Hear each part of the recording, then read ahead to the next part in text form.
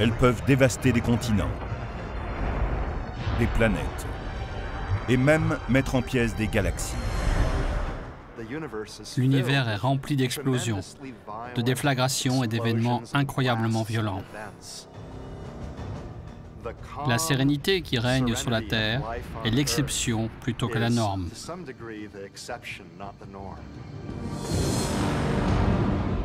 Et qu'il s'agisse de collisions massives ou d'explosions d'étoiles entières, elles ont de nombreux éléments en commun.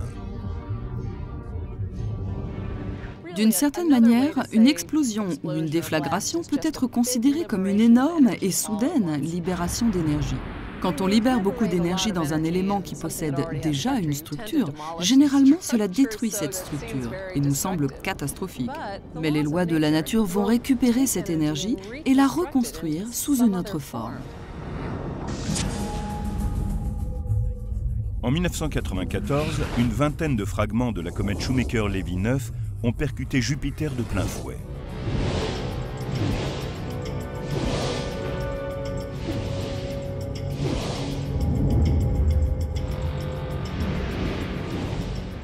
La surface de Jupiter était couverte de grosses cicatrices noires si importantes qu'on pouvait les voir avec un télescope amateur. Le plus grand fragment de la comète mesurait plus d'1,5 km et la puissance de son impact équivalait à 6 millions de mégatonnes de TNT. C'est 100 fois plus que tout l'arsenal nucléaire mondial. Si l'on prenait toutes les bombes qui existent sur Terre et qu'on les fasse sauter en une seule et énorme explosion, on frôlerait à peine l'intensité de la collision entre ces fragments et Jupiter.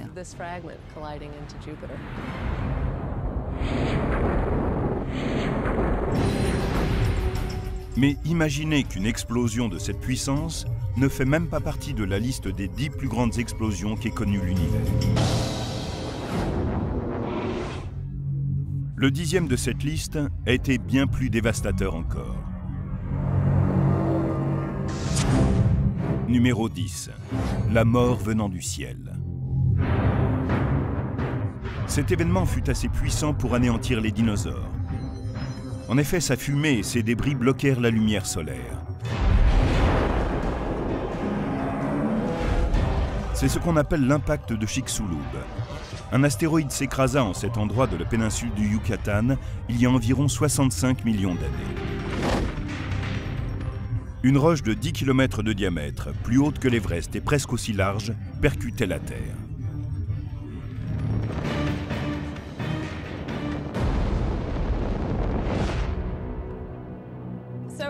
Je suis assise devant le cratère d'un météore situé en Arizona. Il mesure plus d'1 kilomètre de large. Donc, si nous voulions le traverser en voiture à 90 km/h, cela nous prendrait à peine une minute. Eh bien, pour traverser le cratère de l'astéroïde qui a frappé la péninsule du Yucatan, il nous faudrait plus de 2 heures à la même vitesse. Vous imaginez quelle est sa taille par rapport à celui qui est derrière moi ?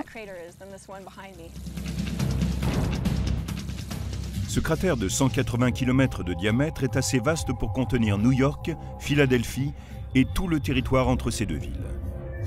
S'il s'abattait aujourd'hui sur la Terre, plus de 12 millions de personnes seraient immédiatement tuées, sans parler des blessés et des dégâts qui s'étendraient bien au-delà du cratère. Lors d'une explosion, l'énergie est libérée de différentes manières. Il y a la lumière aveuglante, produite au moment de l'impact, et la chaleur capable d'allumer des feux de forêt à travers tout le globe. Mais dans ces collisions, le plus dévastateur, c'est l'énergie liée au mouvement, ce que l'on appelle l'énergie cinétique. C'est elle qui crée le cratère et fait voler les débris.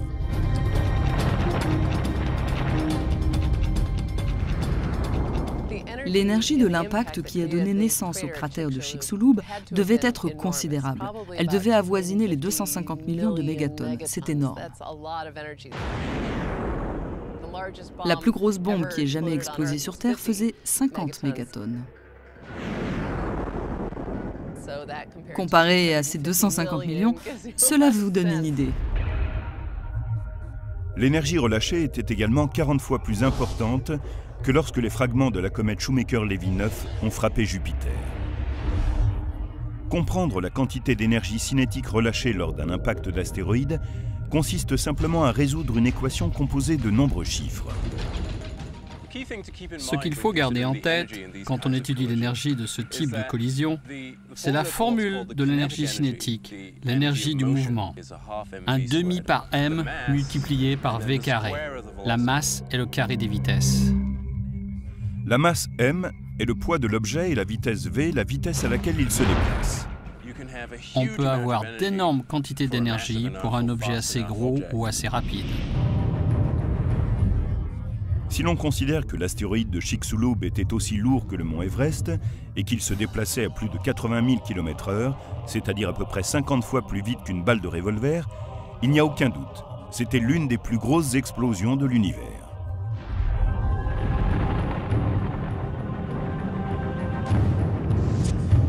Mais quel est l'effet produit sur la structure de la planète ?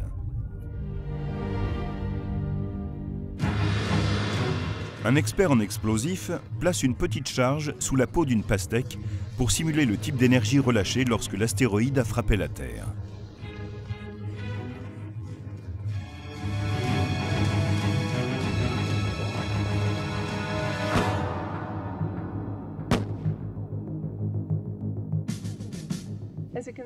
Comme vous le voyez, ce qui serait dévastateur pour nous ne le serait pas forcément pour la planète dans son ensemble. Nous avons donc une certaine marge, mais les explosions peuvent être encore plus importantes. Numéro 9, l'impact martien.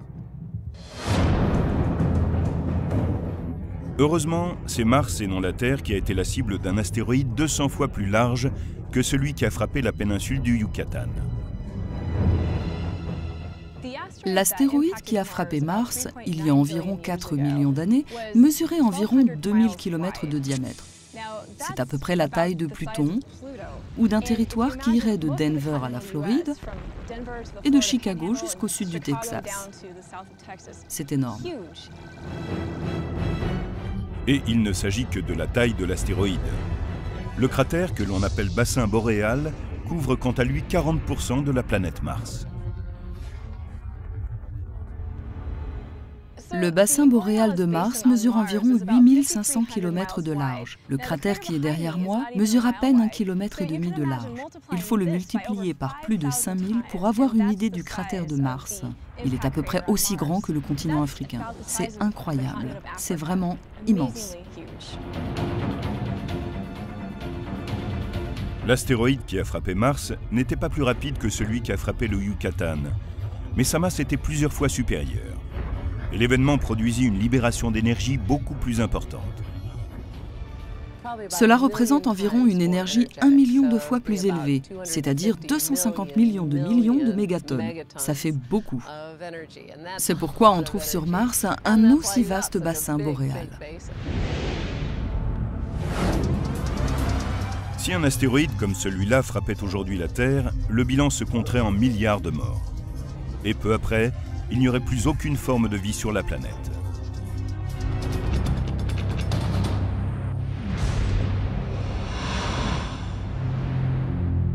Mais l'explosion que nous allons étudier maintenant a arraché une partie encore plus grande de la croûte terrestre. Heureusement, elle s'est produite à une époque où la vie n'était pas encore apparue sur Terre. Numéro 8. La théorie de l'impact géant.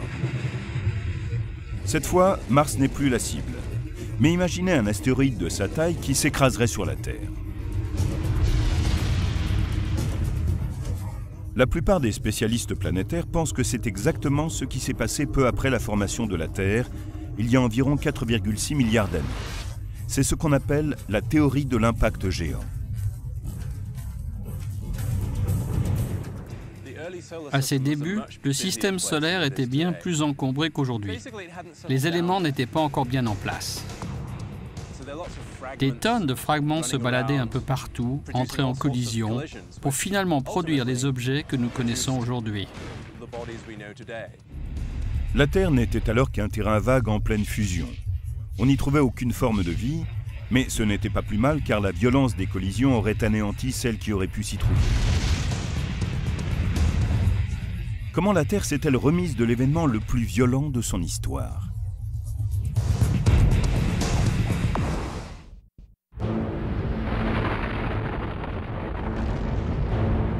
Beaucoup des plus grandes explosions de l'univers sont déclenchées par des comètes ou des astéroïdes qui frappent des planètes. Ces impacts peuvent engendrer une énergie des centaines de fois plus redoutable que tout l'arsenal nucléaire terrestre. Mais le numéro 8 de notre liste est encore plus puissant. Il s'agit d'une explosion provoquée par une roche de la taille d'une planète qui est venue frapper la Terre. Cela s'est produit peu après la formation de la Terre, il y a environ 4,6 milliards d'années. Un objet de la taille de Mars, que certains appellent Theia et d'autres Orphée, est entré en collision avec la Terre. Les conséquences furent catastrophiques.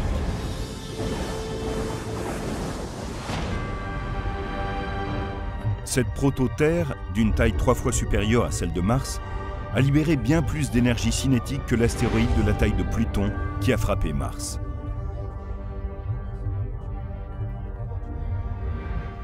Theia a arraché le manteau terrestre. L'impact a été 10 fois plus puissant que celui qui a formé le bassin boréal sur Mars. Mais cette force terriblement destructrice a eu aussi des conséquences positives et déterminantes pour nous. Quand Theia a frappé la Terre, le choc s'est sans doute produit de façon oblique. De ce fait, les noyaux ferreux des deux planètes ont fondu pour n'en former qu'un seul, plus grand. C'est ainsi que sont nés un noyau et une Terre plus vaste. Au cours de l'impact, le manteau de Theia a sans doute volé en éclats, ainsi qu'une partie de la croûte terrestre, car Theia était un peu plus petite. Tous ces débris de croûte se sont mis à flotter en orbite avant de s'assembler pour former la Lune.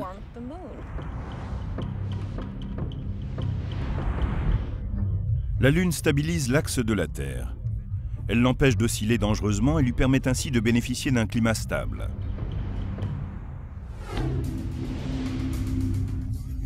Elle a également ralenti progressivement le rythme de rotation de la Terre jusqu'aux 24 heures que nous connaissons aujourd'hui. Pour simuler la puissance de cette explosion, notre expert en explosifs a placé une charge sur une pastèque qui représente la Terre.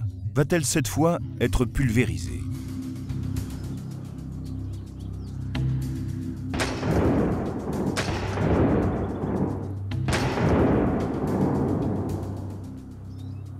Il y a pas mal de dégâts, mais la structure de base est toujours intacte. Sous l'effet de la chaleur dégagée par l'impact, la Terre et les débris ont de nouveau fondu. C'est pour cette raison que l'événement n'a pas donné naissance à un grand cratère. La Terre en fusion a repris la forme d'une sphère et s'est refroidie. Aucun type d'impact ne pourrait donc réduire une planète en poussière ? Numéro 7. Quand des mondes entrent en collision. Dans l'espace profond se trouvent deux planètes, l'une de la taille de Vénus, l'autre de celle de la Terre, qui sont entrées dans une phase de collision. Ces planètes rocheuses abritent peut-être même des formes de vie. Un élément de leur système solaire leur a fait quitter leur orbite habituelle. Et au lieu de produire une déflagration lumineuse, elles se sont percutées de plein fouet. S'il y avait eu un observateur sur une de ces planètes, il aurait assisté à un événement terrifiant. Imaginez que vous voyez une planète arriver droit vers vous. Cela signifie que le ciel serait très vite entièrement occupé par cette planète qui va bientôt entrer en collision. Tout serait terminé en un instant. La vie s'éteindrait si vite qu'on n'aurait sans doute pas le temps de s'en rendre compte.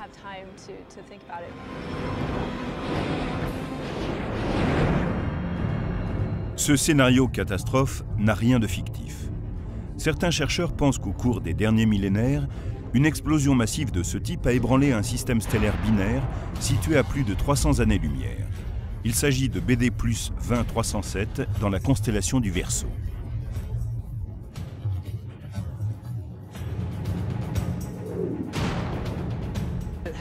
On y trouve une énorme quantité de poussière, 1 million de fois plus que dans notre système solaire. Nous pensons que cette poussière a été produite par la collision de deux planètes de la taille de la Terre et de Vénus à peu près. Elles se sont percutées. Elles se sont mutuellement détruites en produisant une énorme quantité de poussière. Il faut beaucoup d'énergie pour que deux planètes se pulvérisent ainsi. Il s'agit d'une puissance non pas des centaines, mais des millions, voire des milliards de fois plus importante que l'arsenal nucléaire mondial. Avec une charge de ce type, nous n'allons pas simplement détacher un morceau de cette pastèque, nous allons la faire voler en 1000 morceaux.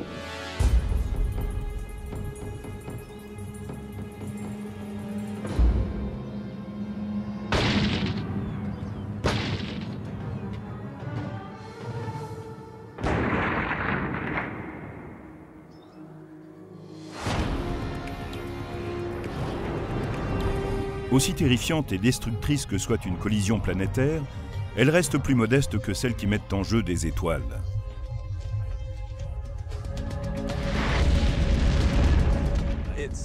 C'est une toute autre histoire. La principale raison en est que la masse est bien plus importante que celle d'une planète. Et puis, il y a toutes sortes de mécanismes qui peuvent entrer en jeu. Fusion nucléaire, effondrement gravitationnel, et qui peuvent générer une formidable énergie.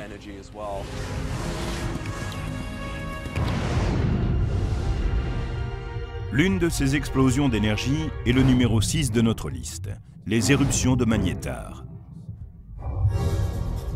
Les magnétars sont des étoiles à neutrons qui tournent très rapidement. Ils se forment lorsque des étoiles qui font plusieurs fois la taille de notre Soleil s'éteignent et s'effondrent sur elles-mêmes. Imaginez que le Soleil, dont le diamètre est de 1 392 000 km, se rétrécissait jusqu'aux 60 km² de l'île de Manhattan. On estime que toute cette matière condensée dans un si petit espace serait 10 millions de fois plus solide que l'acier. Pour vous donner une idée de l'incroyable densité d'une étoile à neutrons, si ce bouchon était rempli de matière d'étoiles à neutrons, il pèserait environ 100 milliards de tonnes sur Terre, plus que cette colline, plus que la montagne entière. Le nom magnétar vient du fait que certaines étoiles à neutrons, pour des raisons que nous ignorons encore, possèdent les champs magnétiques les plus importants de l'univers.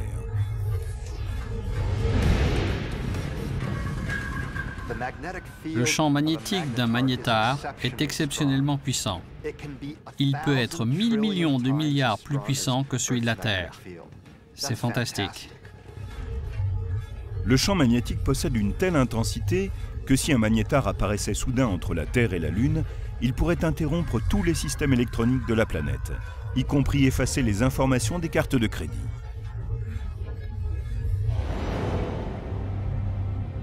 Si les éruptions de magnétars sont si puissantes, c'est que les champs magnétiques autour de certaines zones de l'étoile se tordent parfois tellement qu'ils ne peuvent aller plus loin. Et à ce moment-là, ils se détendent comme un ressort. Le processus est similaire à celui d'une éruption solaire, car c'est le champ magnétique qui augmente l'énergie. Ce sont les secousses, les enchevêtrements, les reconnexions de lignes de force qui vont dans différentes directions, qui produisent l'énergie qui donne sa puissance à l'éruption.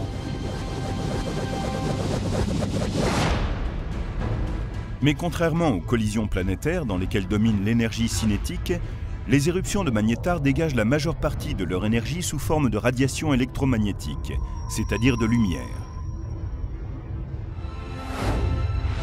Une éruption de magnétar se produisant à 50 000 années-lumière est assez forte pour aveugler les satellites en orbite autour de la Terre.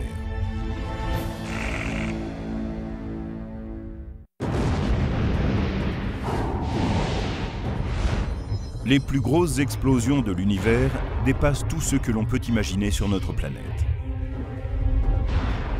Leur puissance équivaut à des milliards de fois l'arsenal nucléaire mondial.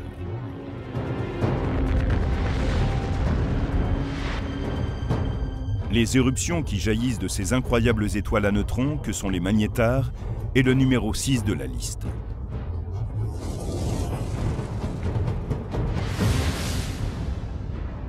Et l'une des plus puissantes de ces éruptions jamais observées depuis la Terre a libéré en un seul dixième de seconde autant d'énergie que notre Soleil en 100 000 ans.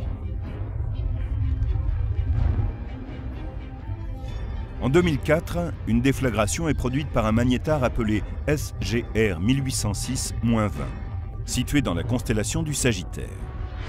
Il se trouve à 50 000 années-lumière de la Terre, à l'autre bout de la Voie lactée. C'était incroyablement puissant. Cette énergie s'est déployée en un dixième de seconde. Elle a détruit les détecteurs des satellites qui passaient par là. Il s'agissait de l'explosion la plus lumineuse d'un objet extérieur à notre système solaire. On n'avait jamais vu ça. Et pourtant, l'événement se produisait à 50 000 années-lumière de là. Mais quelle est la relation entre la luminosité et la puissance d'une explosion? Je suis dans une chambre noire. Et maintenant, je vais allumer une ampoule. Sa luminosité dépend de deux éléments. La puissance de l'ampoule qui s'exprime en watts, c'est-à-dire l'énergie qu'elle envoie à chaque seconde, mais aussi la distance à laquelle je me trouve de l'ampoule.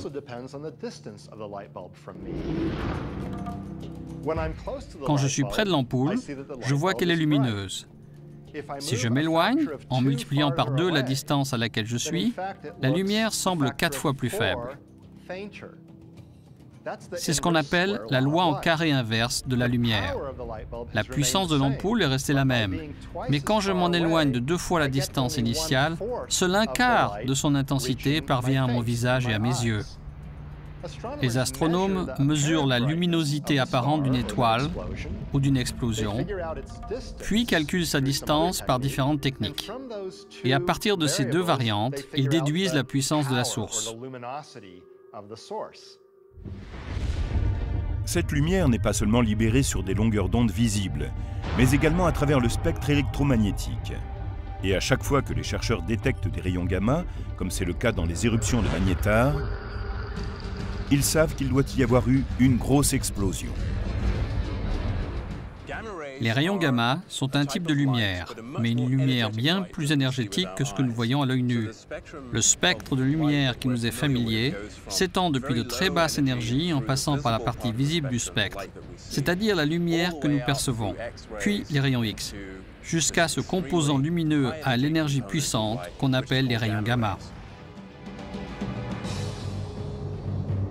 Un sursaut de rayons gamma d'1 dixième de seconde seulement, comme ceux du magnétar SRG 1806-20, serait capable de faire frire la Terre avec ses radiations émises à des années-lumière de distance dès l'instant où le rayon serait dirigé droit vers la Terre.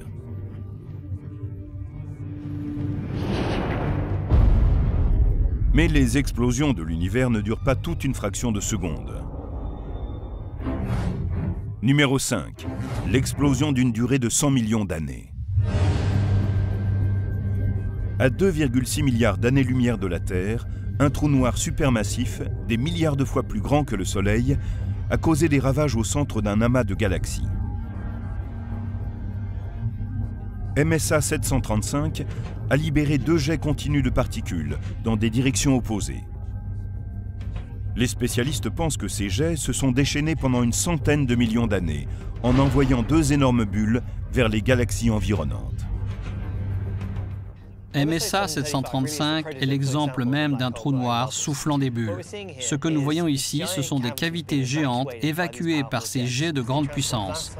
Depuis le trou noir, il transporte ces énormes quantités d'énergie sur d'immenses distances, jusqu'à 1 million d'années-lumière de là. 1 million d'années-lumière, c'est 10 fois la largeur de la Voie lactée. Cela montre la puissance de ces jets, capables de créer 2 bulles d'une telle taille.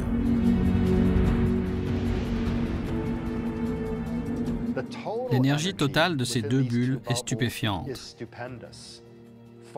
Elle excède de loin tout ce qu'on connaît dans l'univers en termes de concentration d'énergie. Mais il faut se souvenir que cette énergie a été libérée sur plus de 100 millions d'années. Cela signifie que pour une unité de temps, la quantité d'énergie relâchée n'était pas si importante. Pourtant, les jets sont assez puissants pour lancer les particules à des vitesses de millions de kilomètres/heure, équivalentes à environ un quart de celle de la lumière. Les jets et les bulles produits sortent d'1% seulement des trous noirs de l'univers. Les forces près de ces monstres sont tellement gigantesques qu'au lieu de tout avaler, ils finissent par repousser certaines particules. Il est important de souligner que ces explosions gigantesques ne correspondent pas à l'explosion du trou noir lui-même, mais plutôt d'éjections de particules qui sont à proximité. En entrant en collision, elles peuvent, dans certains cas, être éjectées de cette région proche du trou noir.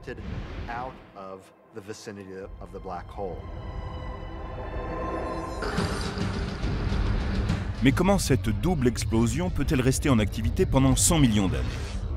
Ce n'est qu'une question de quantité de matière cosmique disponible. Rappelons que celle-ci provient des planètes et des soleils qui sont étirés et déchirés jusqu'à n'être plus que des atomes qui sont attirés vers les trous noirs. Ces jets, dont nous avons vu qu'ils sont en activité depuis une centaine de millions d'années, disposent toujours d'une immense quantité de carburant. Ce processus peut donc durer encore très longtemps, des centaines de millions d'années. Maintenant, imaginez que l'on prenne une partie importante de cette énergie et qu'on la libère en moins de 2 secondes. Selon les spécialistes, c'est ce qui se produit lors de l'explosion numéro 4, un bref sursaut de rayons gamma. Les rayons gamma sont plus concentrés que les éruptions de magnétar. C'est un rayon très concentré de radiation, comme un rayon laser. Il sort en étroits faisceaux. Ce faisceau de rayons gamma se déplace plus vite que les particules qui sortent des jets émis par les trous noirs. Les observations montrent que l'énergie émise se déplace à une vitesse très proche de celle de la lumière, 99,9999% de la vitesse de la lumière.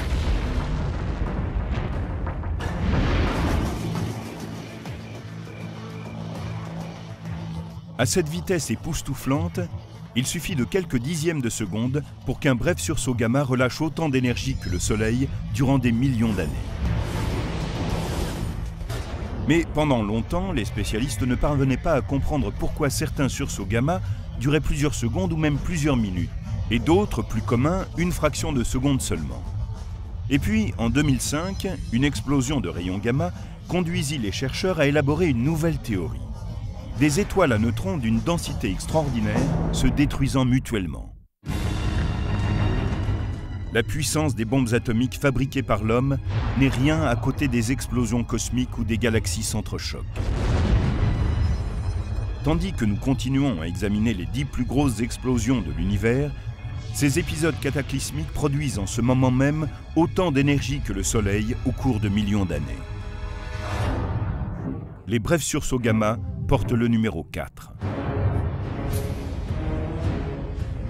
Pendant des années, les spécialistes ont cru connaître l'origine des longs sursauts gamma qui durent plus de 2 secondes et peuvent même aller jusqu'à plusieurs minutes.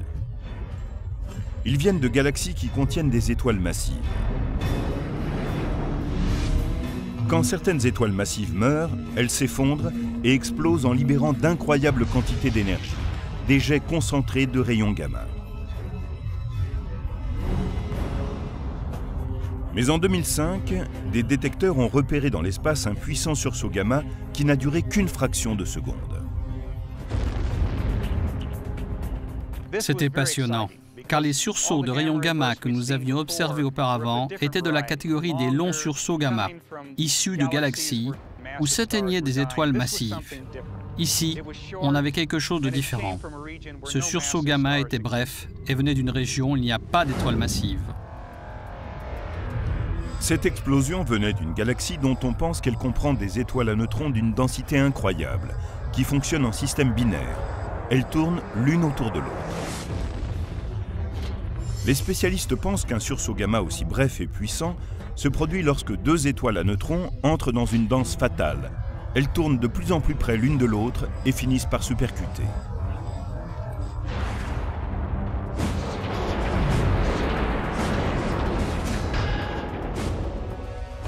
On pense que c'est à ce moment-là que se forme un trou noir. Lorsque les 2 étoiles à neutrons finissent par se toucher, l'une des 2 étoiles est déchiquetée et devient un disque. Ce qui reste est trop gros pour être une étoile à neutrons. Aucune force dans l'univers ne peut retenir 2 étoiles à neutrons, donc ce qui reste se transforme en trou noir.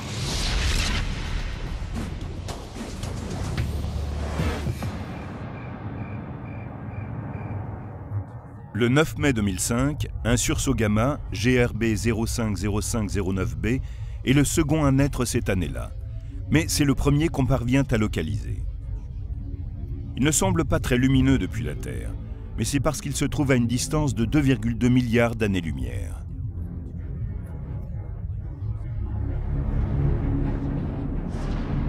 Le sursaut gamma GRB 0509b n'a duré que 40 millisecondes, mais dans ce laps de temps, il a libéré autant d'énergie que le Soleil en 100 millions d'années.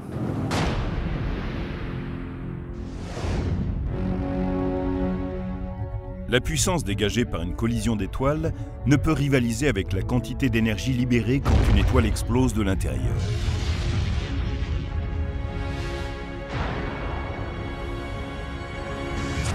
Numéro 3. Les supernovas. Quand les grandes étoiles meurent, elles ne s'éteignent pas, comme ce sera sans doute le cas pour le Soleil. Elles produisent une forte explosion.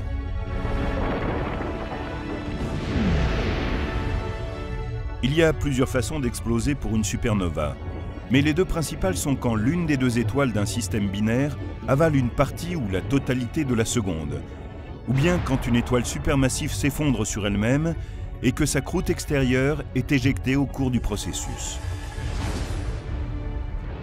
Dans les deux cas, une quantité stupéfiante d'énergie est relâchée en un court laps de temps.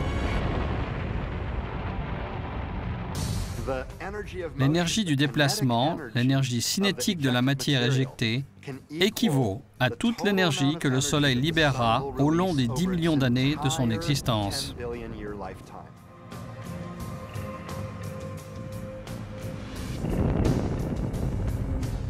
Les supernovas de type binaire sont comme une bombe à hydrogène, dans laquelle la fusion nucléaire conduit à une explosion massive.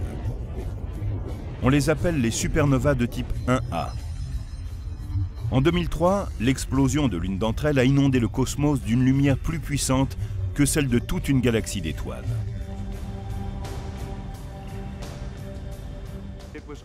Elle était 20 milliards de fois plus lumineuse que ce que le Soleil produit en 2 semaines. Et cela provenait d'un objet à peine plus gros que la Lune, d'environ 1,4 fois la masse du Soleil, d'une explosion thermonucléaire, d'une fusion. Dans le cas d'un autre type de supernova, la supernova à effondrement de cœur, une quantité incroyable d'énergie est libérée lorsque la croûte extérieure craque et est mise en pièces par le noyau plus dense de l'étoile. Imaginez que cette balle de ping-pong représente le matériau externe de l'étoile, plus léger, tandis que cette balle représente le noyau interne, lourd. On peut constater que la balle de ping-pong ne rebondit pas très fort. Et voilà le rebond de l'autre balle. Et maintenant, on va s'apercevoir que lorsque je les envoie ensemble, le rebond de la balle colorée propulse la balle de ping-pong beaucoup plus haut.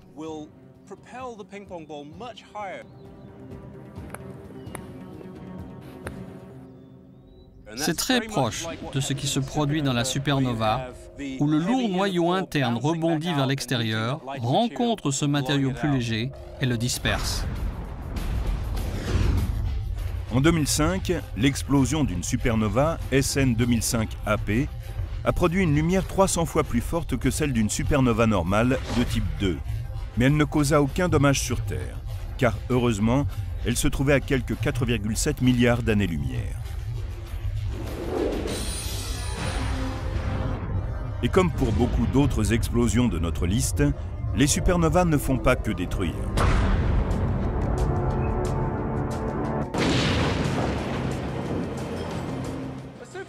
Une supernova est un peu comme un centre de recyclage. Il y a beaucoup de matière dans ces étoiles massives. De 8 à 100 fois la masse du Soleil. Une grande quantité de matériaux va être retraitée dans ces étoiles, tout comme des masses de déchets vont être recyclées dans ce centre spécialisé. Dans l'univers, la matière est dominée par des éléments comme l'hydrogène et l'hélium. L'intérieur d'une étoile sur le point de former une supernova est la principale source de métaux et d'éléments lourds indispensables à la vie.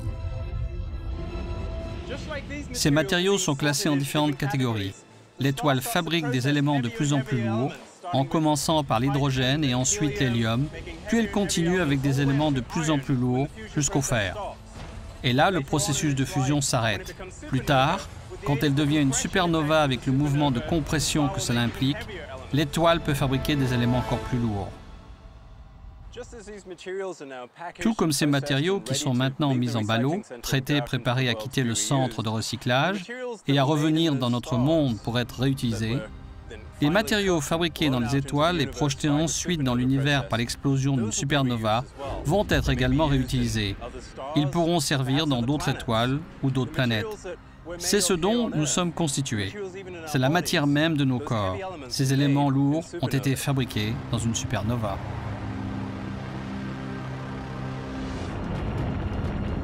Les supernovas sont des explosions massives, mais elles peuvent aussi déclencher des explosions secondaires dont l'énergie sera encore plus importante. Numéro 2. Les longs sursauts gamma. Les longs sursauts gamma proviennent de la plus puissante explosion de supernova. Ils sont aussi puissants que les brefs, mais comme ils durent plus longtemps, entre 2 secondes et près d'1 heure et demie, ils dégagent beaucoup plus d'énergie autour d'eux. Les longs sursauts de rayons gamma sont des monstres complètement différents des brefs. Ils sont infiniment plus puissants, près de 10 000 fois plus puissants que les sursauts de courte durée.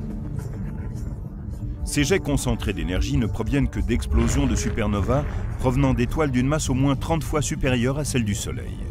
Et comme pour les sursauts brefs, on sait maintenant avec preuve à l'appui que ces événements donnent naissance à un trou noir. Les longs sursauts de rayons gamma sont en quelque sorte une variété de supernovas hyper énergétiques. Le cœur de fer s'effondre comme avant la formation d'une étoile à neutrons. Mais comme trop de matériaux tombent sur lui, il ne peut rester une étoile à neutrons. La température s'élève jusqu'à 10 milliards de degrés. La luminosité sur 1 mètre carré est aussi forte que celle du Soleil. Et cette force peut s'écouler au niveau de l'équateur. Elle reste concentrée, comme dans un fusil, et explose l'axe de rotation de l'étoile. Quelle quantité d'énergie libère le plus puissant de ces longs rayons gamma par rapport au Soleil? La réponse est surprenante.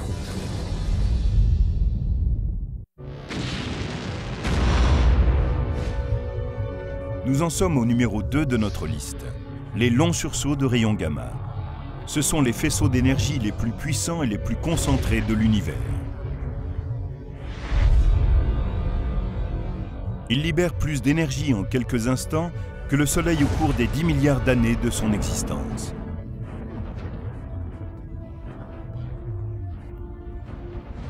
La clé de leur puissance dévastatrice est liée au degré de concentration de leur énergie.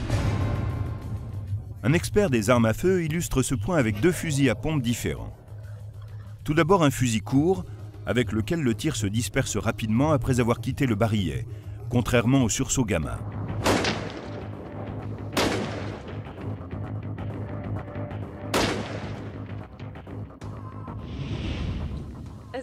Comme vous le voyez, la pastèque est abîmée, mais pas tant que ça, car le tir s'est dispersé et seule une partie a touché la cible.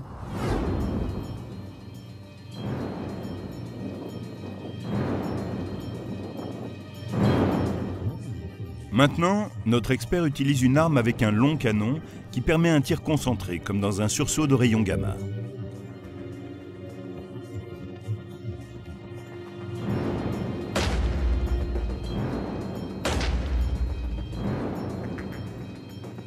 Lorsqu'il est concentré, le tir peut être dévastateur. C'est une chance pour nous que la plupart des sursauts gamma soient libérés à des millions, voire des milliards d'années-lumière de la Terre et pointés dans d'autres directions. On pense que ces jets concentrés sont tirés lorsqu'une étoile massive s'effondre en un trou noir. En 2008, les spécialistes ont détecté un des plus puissants sursauts de rayons gamma jamais enregistrés, le sursaut GRB 080916C. Il a duré 23 minutes.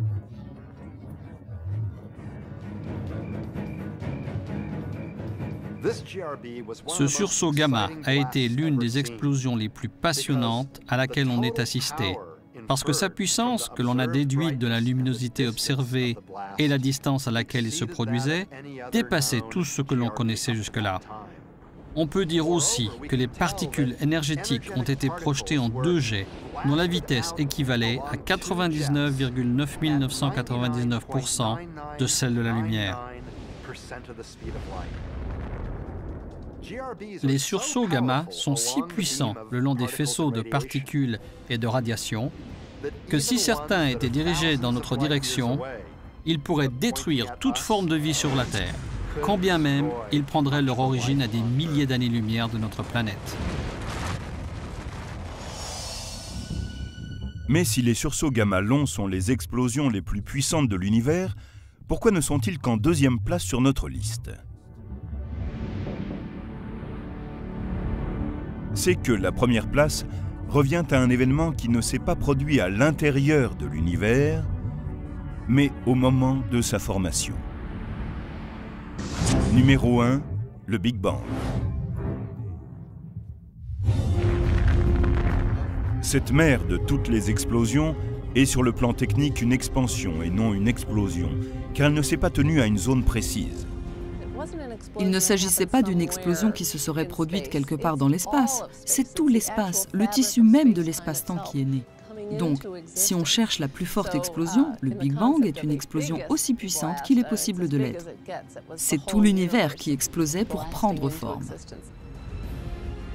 La vitesse et les températures du Big Bang dépassaient tout ce qui a jamais pu se produire dans l'univers. Ce sont des températures au-delà de ce que l'on peut imaginer. Des milliers de millions de degrés, si l'on veut utiliser les échelles habituelles. C'est bien au-delà de n'importe quelle autre explosion, que ce soit sur Terre, qu'il s'agisse d'une étoile ou de quoi que ce soit d'autre. Les chercheurs pensent pouvoir, en théorie, remonter si près du moment où s'est produit le Big Bang qu'une fraction de seconde ne peut même pas en rendre compte.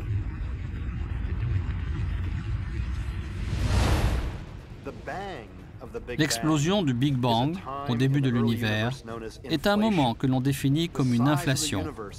L'univers a pris une ampleur incroyable.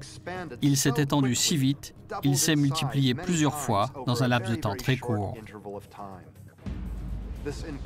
Cette inflation incroyable, cette expansion de type exponentiel, n'a duré qu'une toute petite fraction de seconde. Un millionième, de millionième, de millionième, de millionième, de millionième, de millionième de seconde. Au cours de cette expansion, il semble que les éléments se déplaçaient plus vite que la vitesse limite universelle. Selon Einstein, la vitesse de la lumière. En fait, l'univers s'est étendu si rapidement que cela s'est produit à une vitesse plus grande que celle de la lumière. C'est bon. Cela ne contredit pas la théorie de la relativité d'Einstein. L'espace peut s'étendre à une vitesse plus rapide que celle de la lumière. Aucune particule ne peut se déplacer plus vite que la lumière. Mais l'espace, lui, peut s'étendre plus vite que la lumière. Et il le fait.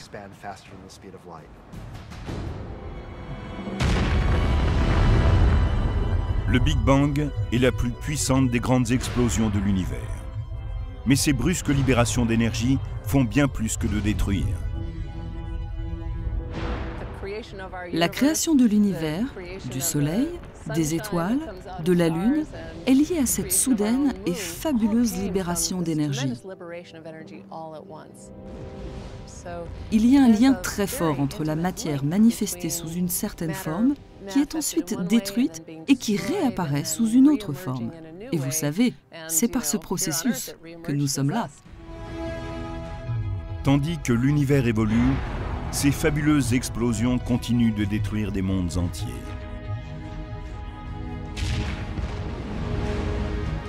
Et de créer de nouvelles possibilités.